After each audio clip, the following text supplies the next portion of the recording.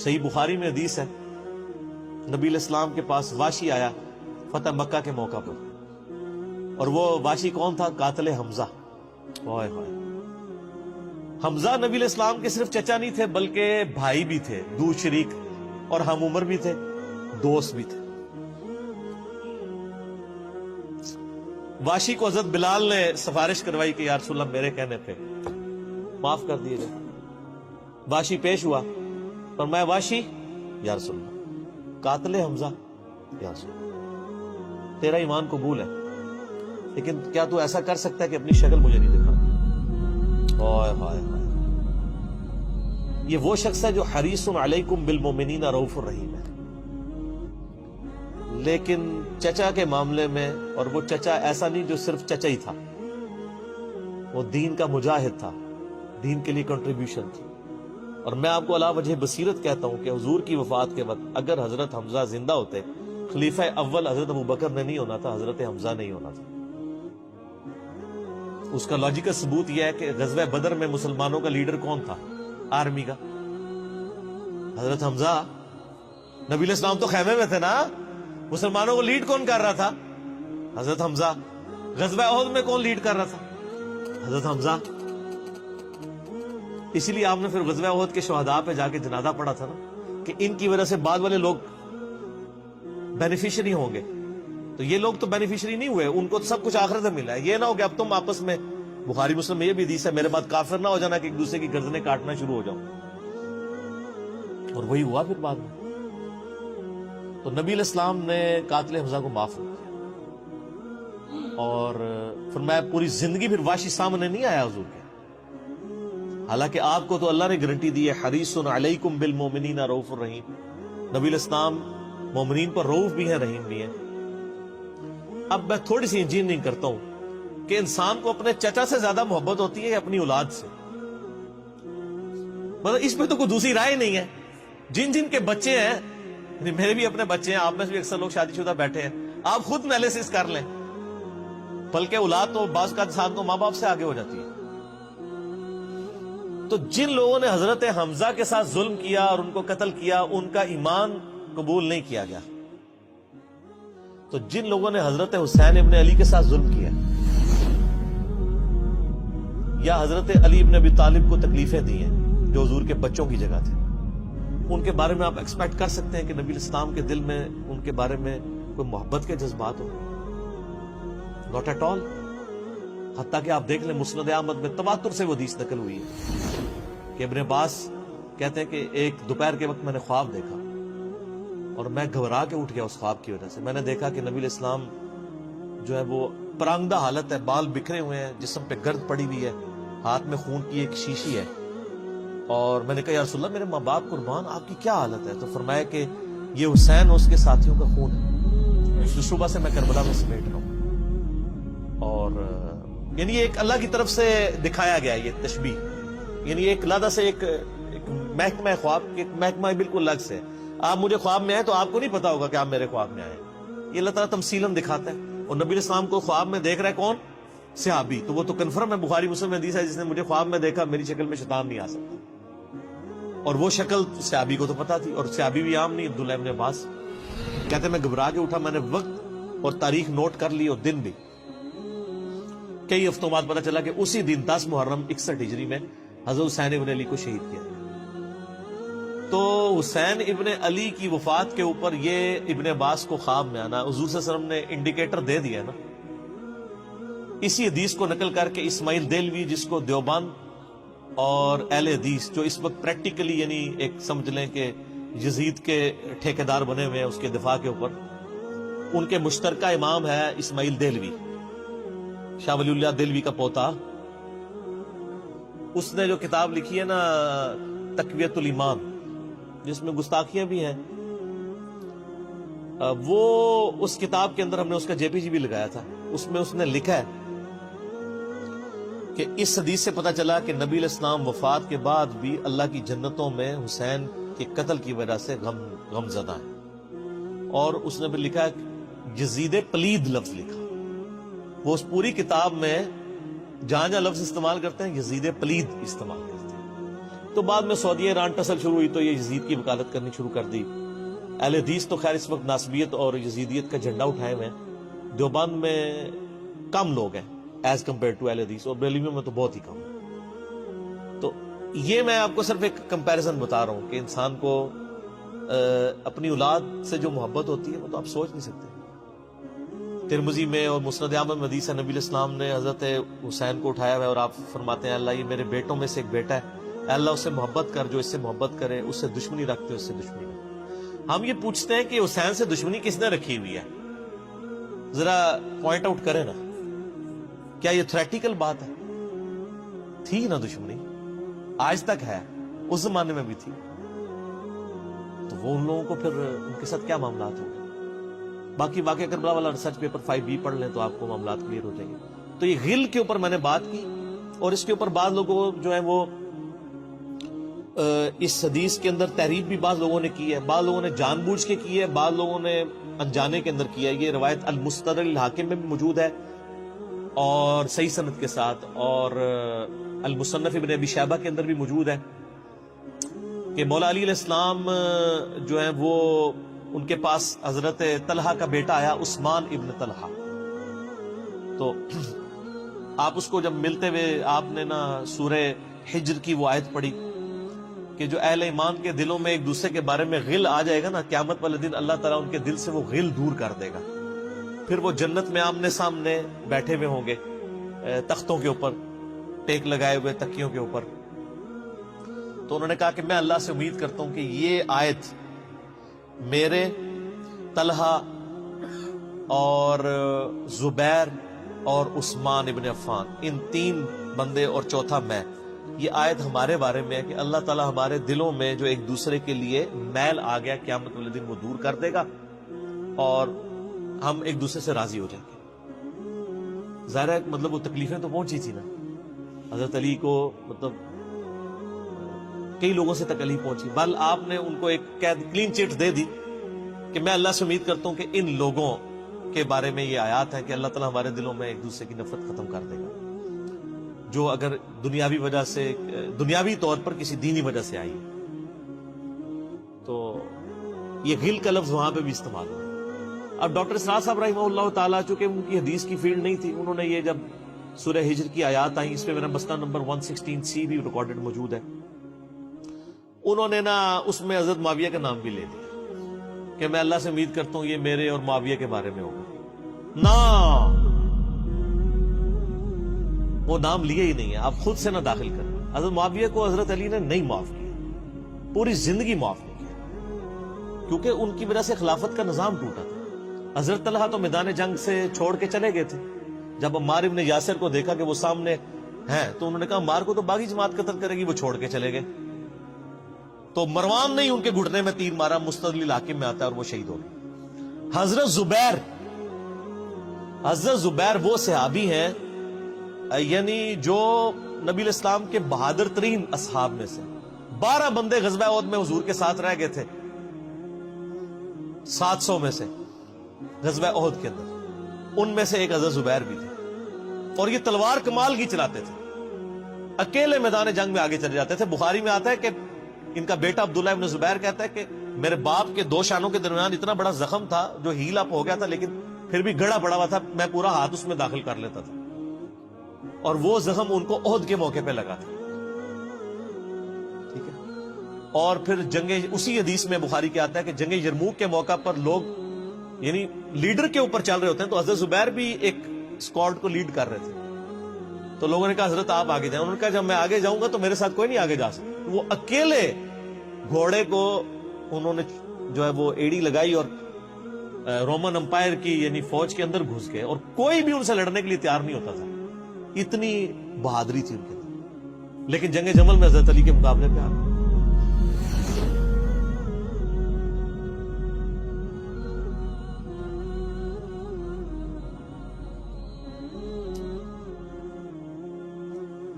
اس تکلیف کا کوئی اندازہ نہیں کر سکتا. حضرت حسن ابن علی نے بتایا مولا علی سے کہ بھئی حضرت زبیر آئے ہیں, تو حضرت علی نے کہا کہ رکو میں خود جاتا ہوں. گئے, کہا زبیر یاد ہے وہ دن جب نبی تم مجھ سے بڑا پیار کر رہے تھے، پھوپھی ذات تھے نا، نبی علیہ السلام کی پھوپھی کے بیٹے ہیں حضرت زبیر بن عوام رضی اللہ تعالی. تو حضور نے تم سے ایک بات کہی تھی کہ تم علی سے اتنی محبت کرتے ہو، ایک دن آئے گا کہ تم تلوار لے کے علی کے خلاف کھڑے ہو جاؤ گے. تو تم نے کیا کہا تھا کہ یا رسول اللہ میں علی کے خلاف کھڑا ہوں گا؟ فرمایا ہاں تم اس وقت ظالم ہو گئے. تو حضرت زبیر جو ہیں وہ ان پہ غشی طاری ہو گئی گھوڑے کو، یعنی وہ حضرت علی کا پھر سامنا نہیں کر سکے، میدان جنگ سے واپس چلے گئے. تو بعد میں حضرت علی کے فوجیوں میں سے ایک بندے نے جا کے پیچھے ان کو دھوکے سے قتل کر کے تھا. تو حضرت علی نے کہا کہ زبیر کے قاتل کو میں دوزخ کی بشارت دیتا ہوں، کیونکہ زبیر جنتی تھا. تو وہ شخص پھر حضرت علی سے ناراض ہو گیا کہ میں نے تجھے حکم دیا تھا، جب میں نے ان کو جانے دیا تو نے یہ کام کیوں کیا؟ تو وہ پھر خارجی ہو گیا. اور یعنی یہ وہ محبت تھی، وہ جہاں محبت تھی وہ نظر آتی تھی. ظاہر ہے کہ ایک بندے کی ایک غلطی سے اس کی پوری زندگی زیرو سے ملٹی پلائی نہیں ہو جاتی ہے. جس نے اتنا کچھ دین کے لیے کنٹریبیوٹ کیا کبھی نہیں ہو سکتا ایسا. حضرت علی کو بھی اس بات کا پتا تھا. بہرحال یعنی اللہ تعالیٰ ان سے راضی ہو، اس لیے نبی علیہ السلام کی اس حدیث یعنی وہ حضرت علی کے اس قول کو حضرت علی فٹ کیا کرتے تھے حضرت زبیر، طلحہ اور حضرت عثمان ابن عفان پہ رضی اللہ تعالیٰ. باقی آپ میرا کربلا والا ریسرچ پیپر پڑھیں تو آپ کو پتا چلے گا کہ کتنی یعنی مشکل وقت حضرت علی نے اپنی خلافت میں دیکھا ہے اس حوالے سے. یعنی مصنف ابن ابی شیبہ میں آپ کے مخالفین کی لاشیں بھی ہیں، ان پہ بھی حضرت علی گریا کر ایک ایک کی لاش اٹھا کے اس کو صاف کر رہے. حضرت طلحہ کا بیٹا تھا محمد بن طلحہ، اس کی لاش دیکھی تو رو پڑے، حالانکہ وہ مخالفت میں لڑنے آیا تھا. پھر حضرت حسن سے کہا کاش میں جنگ جمل سے 20 سال پہلے ہی مر گیا ہوتا، میں یہ دن نہ دیکھتا.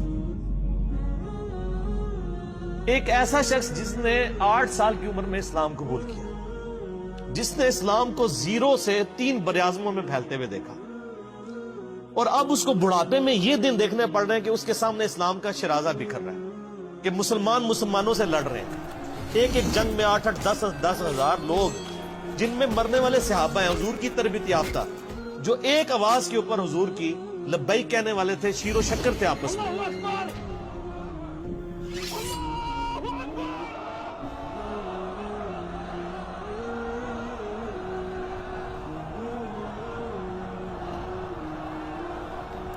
آپ اندازہ کر سکتے ہیں.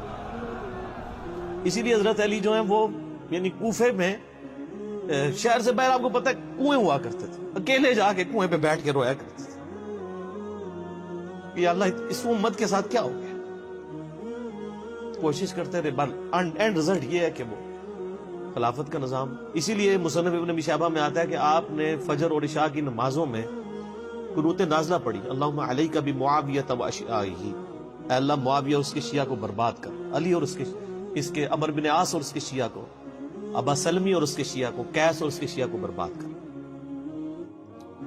باقی احادیث میں آپ علیہ السلام نے جو بشارت کر دی تھی، سنن صحیح کبریٰ کے اندر حدیث موجود ہے، حاکم کے اندر، کہ نبی علیہ السلام نے حضرت علی سے ایک دن فرمایا تھا، اے علی اگلی امتوں میں سب سے بڑا بدبخت وہ تھا جس نے قوم عاد کی اونٹنی کو قتل کیا اور اس کے بعد عذاب آ گیا. میری امت کا سب سے بڑا بدبخت وہ ہوگا جو تیرے سر کے خون سے تیری داڑھی کو رنگ دے، اور وہی ہوا ہے. اور اس کے بعد پھر دیکھیں امت ایک جگہ جمع نہیں ہوئی ہے. حضرت علی ایک آخری کوشش تھی، اور جن لوگوں نے اس وقت ساتھ نہیں دیا پھر ان کو دنیا میں اس کا خمیازہ بھگتنا پڑا ہے. عبداللہ بن عمر نے بیعت نہیں نہ کی تو صحیح بخاری اٹھا کے دیکھیں، عبداللہ بن عمر کو آل امیہ نہیں قتل کروایا، حجاج بن یوسف نے زہر آلود نیزہ مروا دیا. اور حاکم کے اندر مجموع الزوائد کے اندر موجود ہے، حضرت عبداللہ بن عمر آخری عمر میں کہا کرتے تھے کاش میں اس وقت علی کا ساتھ دیتا اور یہ خلافت کا نظام تو بچ جاتا. کیونکہ کئی لوگ بیچ میں نیوٹرل ہو گئے تھے جو پھر ساتھ نہیں دیا، تو اس کی وجہ سے پھر حضرت علی کے چونکہ اب پاس اتنی مین پاور نہیں تھی کہ اس سسٹم کو سنبھال سکتے، بعد پھر وہ شہید ہو گئے اور پھر معاملات آگے. خیر بات کہاں سے کہاں نکل گئی، کیونکہ یہ اس کے ساتھ غل کا لفظ تھا، تو یہ غل کے لفظ کو ایڈریس کرنا ضروری تھا.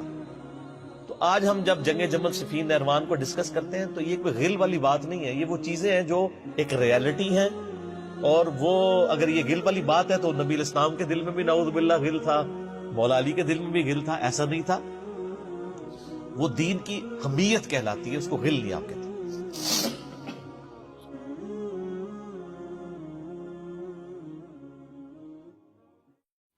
واقعہ کربلا اس سے ریلیٹڈ نہیں ہے کہ جی ان کے اوپر پانی بند ہو گیا، ان کے اوپر ظلم ہوا، کتنے بندے شہید ہوئے، یہ سیکنڈری چیز ہے۔ اصل چیز ہے کربلا ہوئی کیوں نبی الاسلام کی محنت کو 50 سال کے اندر اس لیول تک پہنچا دیا گیا کہ ہزاروں صحابہ زندہ ہیں اور نبی صلی اللہ علیہ وآلہ وسلم کی پوری اولاد ذبح کر دی جاتی ہے۔ ہم تو یہ کہہ نہیں رہے کہ کیسے ذبح کیا انہوں نے، آری چلائی تھی یا تلوار چلائی تھی، یہ تو واقعہ کربلا تو سب کو پتہ ہے، ان کی شہادت بھی سب کو پتہ ہے۔ جامعہ ترمذی میں حدیث ہے حسن و حسین جنتی نوجوانوں کے سردار ہیں، اور ان کی والدہ جو ہے وہ جنتی عورتوں کی سردار ہیں، اور المستدرک الحاکم میں حدیث ہے حسن و حسین جنتی نوجوانوں کے سردار ہیں اور ان کے والد ان سے بھی بہتر ہیں۔ تو یہ تو ڈیفینٹ حدیثیں ہیں، یہ تاریخ تو نہیں ہے، نبی الاسلام کے فرامین ہیں۔ تو ان کی موجودگی میں ان کے ساتھ یہ کچھ کیا جائے تو ہم نٹی گریٹیز میں نہیں پڑھتے، ہم اس تھیم کے اوپر کہ یہ کون سی چیز تھی جس نے خلافت راشدہ کو ملوکیت میں بدل دیا، ہم اس تھیم کے اوپر بات کرتے ہیں۔ ہم کہتے ہیں چھوڑ دیں، بندے ہندے چھوڑیں، الٹیمیٹلی کیا نکلا ہے، کس کی وجہ سے ہوا ہے، وہ تو احادیث کی کتابوں میں موجود ہے۔ ہم کب کہہ رہے ہیں خفیہ کیمرے لگا گئے جی کس نے گولی پہلا تیر کس نے چلایا، یہ وہ ہم تو بتا رہے کس کے دور حکومت میں ہوا اور ان کا اپنا کردار کیا تھا، اس کو کس طریقے سے لا کے تخت پہ بٹھایا گیا، وہ ساری کی ساری چیزیں تو سامنے ہیں۔ وہ تاریخ کی کتابیں نہیں ہیں، حدیث کی کتابیں ہیں۔ اگر آپ کہتے ہیں کہ بخاری مسلم سے ہم نے صرف رفع الیدین کی حدیثیں لینی ہیں یا ایمانیات کی حدیثیں لینی ہیں اور باقی جو بخاری اور مسلم میں آل امیہ کی بدماشیوں کو ننگا کیا گیا ہے وہ ہم نے نہیں لینی ہے، تو سر پھر آپ اپنے آپ کو کلیئر کٹ، پھر ہم آپ سے واقعہ کربلا نہیں ڈسکس کریں گے، حجیت حدیث میں بات کریں گے۔ آپ کو اپنے آپ کو منکرین حدیث کہنا پڑے گا، یہ آپ اسکروٹنگ کیسے کریں گے؟ اس سے بڑی بات مجھے یہ بتائیں کہ عظمت صحابہ بڑی چیز ہے یا عظمت محمد رسول اللہ صلی اللہ علیہ وآلہ وسلم؟ تو بریلوی یہی تو رونا رو رہے ہیں، وہ کہہ رہے ہیں کہ قرآن میں تھوڑی آیات ہیں، آپ پھر مڑ مڑ کے پڑھتے ہیں قل انما انا بشر مثلکم، اس میں تو نبی علیہ السلام کی تنقیص ہو رہی ہے۔ تو ہم ان کو کیا کہتے ہیں کہ تنقیص مقصد نہیں، نعوذ باللہ، نہ ہو رہی ہے، آپ افضل البشر ہیں لیکن آپ کی سپیشیز بشر ہے، یہ ہم اپنا عقیدہ سمجھتے ہیں، وہ اس کو تنقیص شمار کرتے ہیں۔ تو پھر اس وقت آپ بھی بریلویوں کی بات مان کے تو یہ آیات پڑھنا چھوڑ دیا کریں۔ آپ کہتے ہیں نہیں آیات ہے کیوں نہ بیان کریں، تو ہم بھی کہتے ہیں احادیث ہے کیوں نہ بیان کریں کہ صحیح بخاری میں حدیث ہے 2812 عمار کو ایک باغی جماعت قتل کرے گی، وہ جماعت دوزخ کی طرف بلا رہی ہوگی اور عمار ان کو اللہ اور جنت کی طرف بلا رہا ہوگا۔ اب اس کے نرغے میں جو جو آتا ہے وہ آئے، میں اپنے نبی سے ٹکر لے لوں آپ لوگوں کے منہ کا خیال رکھتے ہوئے کہ میں نبی علیہ السلام کو کہوں کہ آپ نے کیوں ایسی بات کر دی کہ مولا علی کے مخالفین کو آپ نے دوزخ کی طرف بلانے والی جماعت کہہ دیا، تو لیں آپ ٹکر، جائیں سیدھا دوزخ میں، اور تھوڑی جرت کریں آپ یہ کہا کریں کہ اے اللہ، اپنے لیے کہا کریں کہ اللہ تعالیٰ آپ کا حشر یزید اور یزید کے آباء و اجداد کے ساتھ کرے اور اس کی اولاد کے ساتھ۔ ہم کہتے ہیں کہ اللہ تعالیٰ ہمارا حشر جو ہے وہ مولا حسن حسین، مولا علی علیہ السلام اجمعین اور اہل بیت کے ساتھ کرے، آمین۔ اور آپ میں تو اتنی جرت نہیں آپ یہ بات بھی کر سکیں کیونکہ ان کو پتہ ہے۔ تو نبی علیہ السلام کی احادیث کو بیان کرنے کو یہ سمجھتے ہیں کہ جی اس سے مصیبت کھڑی ہو جائے گی، تو اپنے آپ کو منکرین حدیث ڈکلیئر کریں، پھر حجیت حدیث کا مقدمہ ڈسکس ہوگا، پھر کربلا نہیں ڈسکس ہوگی۔ اور یہ ٹی وی پہ بھی آ کے مولوی بیٹھے ہوتے ہیں، سنیوں کے بھی شیعوں کے بھی، مڑ مڑ کے جی وہ یزید نے یہ کر دیا، وہ یزید نے کیا کیا ہے یار؟ وہ تو سسٹم کا نمائندہ بن کے آیا جو پیچھے سے خراب تھا۔ یزید کو لے کے بیٹھے ہیں، یزید یزید یزید یزید، بھائی پیچھے سے معاملہ خراب ہوا۔ اگر نہیں یقین آتا تو یہ بخاری مسلم کی میں نے آلموسٹ 200 سے زیادہ حدیث مین سٹریم کی کتابوں سے اکثر بخاری مسلم جمع کیے، پڑھے، اور سر میں نے تو ان کو چیلنج دیا یہ حدیثیں پڑھ کے نا اپنے ممبروں سے صرف ان حدیثوں کی تشریح اپنی پبلک کے سامنے کر دیں، نہیں کر سکتے۔ تو وہ لعنت کے مستحق تو ہو رہے ہیں حق چھپا کے، اور قیامت دن کے منہ پہ لگام ڈالیے، اور پھر مڑ مڑ کے کہتے ہیں نہیں جی وہ کچھ چیزیں خاص ہوتی ہیں وہ عوام الناس کے سامنے نہیں کرنی چاہیے، وہ صحابہ کرام بھی بعض کا ایسی باتیں پبلکلی نہیں کرتے تھے۔ میں نے اس کے اوپر بڑا ایک میرا کلپ ہے یوٹیوب پہ، مولا علی سے متعلق 5 جھوٹ، تو میں نے کافی ساری چیزیں اس میں ڈسکس کی ہیں۔ لیکن میں یہ کہتا ہوں کہ اللہ کے بندو، جو چیزیں نبی علیہ السلام نے منع کی ہیں بیان کرنے سے، وہ تو ہم ڈسکس کر بھی نہیں رہے۔ میں نے آج تک آپ کو منافقین کے نام بتائے؟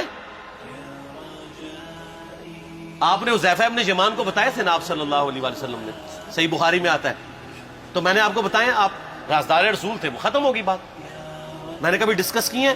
اگرچہ میں نے صحیح مسلم کی حدیث 7035 نمبر ڈسکس کی ہے کہ نبی علیہ السلام نے فرمایا میرے صحابہ میں 12 منافق ہیں، وہ کبھی بھی جنت میں داخل نہیں ہوں گے یہاں تک کہ سوئی کی ناکے سے اونٹ نہ گزر جائے، اور ان میں سے 8 ایسے ہیں جس کی کمر پہ دوبیلا پھوڑا نکلے گا۔ میں نے آج تک آپ کو بتایا کہ کس کس کی کمر پہ دوبیلا پھوڑا نکلا اور اس کی موت اسی پھوڑے میں ہوئی ہے؟ بتایا؟ تو میں تو وہ چیزیں ڈسکس بھی نہیں کر رہا، میں وہ چیزیں ڈسکس کر رہا ہوں جو نبی علیہ السلام نے علامات النبوہ میں بتائی ہیں۔ یہ امام بخاری حدیث نبوت کی دلیل کے چیپٹر میں لے کے آئے ہیں، اور امام بہقی نے 3500 احادیث پر مشتمل ایک کتاب لکھی ہے دلائل النبوہ، کہ ہم نبی صلی اللہ علیہ وسلم کو نبی کیوں مانتے ہیں، اس کے اوپر، اور اس میں یہ ساری حدیثیں عمار بن یاسر کے قتل والی لے کے آئے ہیں، بتانے کے لیے کہ دیکھیں ہمارے نبی علیہ السلام کی نبوت کی دلیل ہے کہ آپ نے اپنی وفات کے آلموسٹ 30 سال کے بعد ہونے والے واقعے کو پہلے ہی بتا دیا۔ یہ حدیثیں چھپانے والی نہیں، بیان کرنے والی ہیں، علامات النبوہ کی حدیثیں ہیں۔ آپ کہتے ہیں چھپائیں، اگر کوئی حدیث دنیا میں نہیں چھپائی جا سکتی نا تو علامات النبوہ والی حدیث ہے، کیونکہ وہ تو نبی صلی اللہ علیہ وسلم کی نبوت کو جسٹیفائی کرتی ہے۔ ورنہ میرا ایک معصومانہ سوال ہے کہ نبی صلی اللہ علیہ وسلم نے یہ باتیں کر کے ان کے زوم میں نعوذ باللہ امت کو مصیبت میں ڈال دیا۔ آپ نے خود ہی فرمایا کہ یہ ہوگا، کیوں فرمایا آپ نے؟ میں تو بیان کر کے مجرم ہوں، تو جس نے مجھے خبر دی ہے ان کے بارے میں آپ کا کیا خیال ہے؟ یہ مسند احمد کی حدیث یہ میں نے گھر بیٹھ کے بنائی ہے کہ میری بیوی کا کیا حال ہوگا جس پہ ہوپ کے کتے بھونکیں گے۔ تو سیدہ عائشہ سے مجھ سے زیادہ نبی علیہ السلام کو محبت تھی، لیکن آپ اللہ کے پیغمبر تھے، آپ نے اپنے گھر کی خبر بھی نہیں چھپائی، بتا دی کہ یہ ہوگا۔ اور اس سے بڑھ کے آپ صحیح بخاری میں دیکھیں، عمار بن یاسر کا خطبہ ہے، میں نے یہ سارا، پریشان نہیں ہونا، یہ ریسرچ پیپر میں سارا کچھ موجود ہے، اور کوئی چیز بھی ایسی نہیں جو اس میں سکپ ہو۔ صحیح بخاری میں خطبہ ہے کہ عمار بن یاسر کو مولا علی نے بھیجا کوفے میں، کوفے والے نیوٹرل ہو گئے تھے کیونکہ بصرہ سے سیدہ عائشہ آ رہی تھی، اور وہاں پہ انہوں نے کہا نہ ہم سیدہ عائشہ کا ساتھ دیں گے نہ مولا علی کا دیں گے، تو عمار بن یاسر کو تیار کرنے کے لیے، یعنی وہاں کے جو عوام تھی اس قتال کے لیے، مولا علی نے بھیجا۔ تو سیدنا عمار بن یاسر نے وہاں پہ کوفے کے ممبر پہ خطبہ دیا، بخاری کے الفاظ ہیں، اوپر والی سیڑھی پہ عمار بن یاسر نے حسن ابن علی کو بٹھایا، حالانکہ حسن ابن علی سے 4 گنا بڑی عمر تھی عمار بن یاسر کی، 90 پلس ہو چکے ہوئے تھے، 3-4 گنا ان کی عمر تھی، لیکن اہل بیت کا احترام کیا، خود نچلی سیڑھی پہ بیٹھے۔ بخاری کے الفاظ ہیں کہ اے لوگو، اللہ نے تمہیں آزمایا ہے، ایک طرف دنیا اور آخرت میں تمہارے نبی کی بیوی ہے سیدہ عائشہ، دنیا اور آخرت میں، یعنی عزت اپنی جگہ قائم۔ یہاں لوگ سمجھتے ہیں کسی کی غلطی آ گئی تو پتہ نہیں کیا ہو گیا، وہ یار اس کا مرتبہ اپنی جگہ ہے، غلطی اپنی جگہ ہے، پیغمبر نہیں ہے وہ۔ اور دوسری طرف علی ابن ابی طالب ہے، اللہ اب دیکھے گا تم عائشہ کی اطاعت کرتے ہو یا اللہ کی، علی کی نہیں، اللہ کی۔ کیوں؟ یا ایھا الذین آمنوا اطیعوا اللہ واطیعوا الرسول واولی الامر منکم، ان کا اولو الامر مولا علی ہیں، ان کی اطاعت واجب ہے۔ یہ اللہ نے آزمایا ہے کہ اللہ کی اطاعت کرتے ہو یا عائشہ کی۔ اور آپ حیران ہوں گے، یہ حدیث امام بخاری حضرت عائشہ کی فضیلت والے چیپٹر میں لے کے آئے ہیں۔ اگر امام بخاری مشورہ کر لیتے نا ناسبیوں سے تو انہوں نے کہا تھا سر آخری صحیح رکھو، پچھلا رہن دو۔ بلکہ پچھلے والا رکھو، آخری والا رہن دو کہ عائشہ دنیا اور آخرت میں. وہ حدیث گھٹنے کا میں آپ کو طریقہ بتاتا ہوں، کاٹ چھانٹ کرنے کا. وہ آدھی حدیثیں لکھتے ہیں نا، آدھی حدیثیں ایسے لکھتے ہیں امام بخاری کہ سیدہ عمار ابن یاسر نے خطبے کے دوران فرمایا کہ سیدہ عائشہ دنیا اور آخرت میں تمہارے نبی کی بیوی ہے، بس. لیکن امام بخاری نے پوری حدیث لی ہے، آگے وہ بھی ڈالا ہے کہ اللہ آزما رہا ہے کہ عائشہ کی اطاعت کرتے ہو یا اللہ کی، جیسے آپ کے علماء کر رہے ہیں. صحیح مسلم کی حدیث 6488 آدھی بیان کرتے ہیں سارے مولوی، بریلوی، دیوبندی، اہل حدیث سب. میرے صحابہ کو برا مت کہو، اگر تم میں سے کسی نے احد پہاڑ کے برابر بھی سونا خیرات کر دیا اور میرے صحابہ نے 1 مد یعنی 600 گرام خیرات کی، آدھا کلو، اس کے آدھے کو بھی نہیں پہنچ سکتا بس. حالانکہ یہ مسلم کی حدیث سٹارٹ اس سے ہوتی ہے کہ عبد الرحمن بن عوف کو خالد بن ولید نے گالیاں دی جھگڑے کے دوران. حالانکہ دونوں مسلمان تھے، دونوں صحابی تھے. آپ نے حضرت خالد بن ولید کو بلا کے ڈانٹا، فرمایا تم میرے صحابہ کو برا مت کہو. تو خالد بن ولید نے تو آگے سے نہیں کہا حضور میں بھی صحابی ہوں. ان کو پتا تھا کہ عبد الرحمن بن عوف نے اس وقت اسلام قبول کیا جب اسلام کا مطلب تھا مار، تکلیف اٹھانا، اور خالد بن ولید نے گولڈن پیریڈ میں صلح حدیبیہ کے بعد اسلام قبول کیا. میں اب تم لوگ یہ کر رہے ہو، تم لوگ اگر احد پہاڑ کے برابر بھی سونا خیرات کر دو، یعنی صلح حدیبیہ کے بعد والے لوگ میرے ان کے برابر نہیں ہو سکتے. اور جو فتح مکہ پہ معافی مانگ کے مسلمان ہوئے ہیں طلقاء، مؤلفۃ القلوب، آل امیہ، ان کا تو لیول ہی کچھ نہیں ہے. یہاں تو خالد بن ولید کے بارے میں یہ بات کی جا رہی ہے.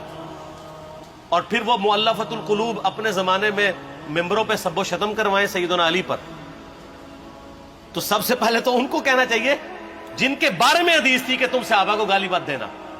ہم نے تو خیر کبھی دی بھی نہیں ہے. اور میں یہ آخری جملہ ان کو ایسا بولتا ہوں کہ جو ان کے دماغ تک ڈرل کر جائے گا کہ آل امیہ نے جو کچھ اپنے دور کے اندر سیدنا علی کی گستاخیاں کی ہیں نا، ہم نے تو ویسی کوئی ایک گستاخی بھی آل امیہ کے بارے میں نہیں کی ہے.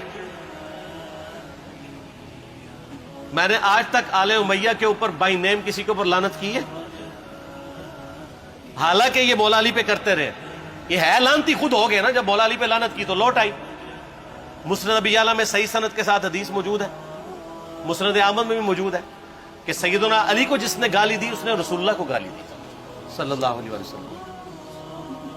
جب ام سلمہ نے کہا تھا، شیخ زبیر صاحب نے اس کو تحکیم میں صحیح لکھا ہوا ہے فوٹ نوٹ کے اوپر، کہ لوگوں تمہارے ممبروں پر رسول اللہ کو گالیاں دی جاتی ہیں، تو انہوں نے کہا معاذ اللہ، ہم کب کہیں گے، ایسا نہیں ہو سکتا. تو ام سلمہ نے کہا تم لوگ علی اور اس سے محبت کرنے والوں پہ گالی گلوچ نہیں کرتے ہو کیا؟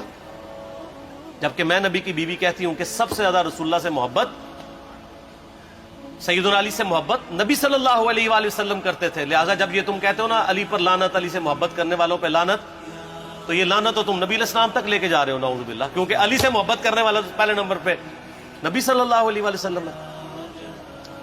اور پھر کہتے ہیں سب کا مطلب تنقید ہے. اور نہ، پرانیاں گلاں، پرانے بابے، پرانے بزرگ، جھوٹے ہو.